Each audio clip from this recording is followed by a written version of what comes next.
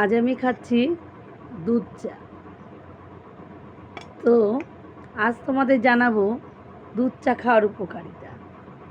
দুধ চা খাওয়ার উপকারিতা কী বলো তো? এটি আমাদের মানসিক চাপ কমাতে সাহায্য করে, মেজাজটা অনেক উন্নত করে। কীরকম? তাহলে আমি পড়াচ্ছি, হঠাৎ আমার পড়ানোর আমেজটা নষ্ট হয়ে গেল, মানে আর ভাল লাগছে না।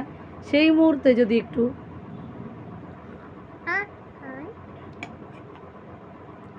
চা খাওয়া যায়, মেজাজটাকে কী করে বলো তো? উন্নত করে দেয়। দুধ চায়ে থাকে কি বলো তো আমাদের? ক্যাফেইন।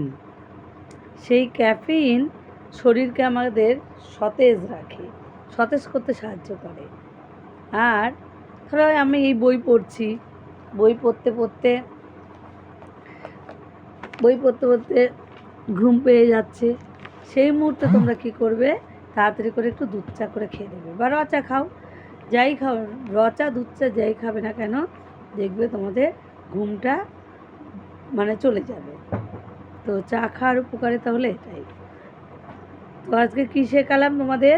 শেখালাম চা খাওয়ার উপকারিতা। কী চা? দুধ চা। দুধ চা খেলে একটি মানুষের কী হয়? মানুষের চাপ কমে, মেজাজটা উন্নত হয়। আর দুধ চায় আমাদের কী থাকে? এরকম দুধ চা খাচ্ছি আমি, দেখাতে পারছি কি? তো এটা ক্যাফেইন থাকে। এই ক্যাফেইন আমাদের শরীরকে সতেজ রাখে, শরীরকে ক্যাফেইন সতেজ রাখে।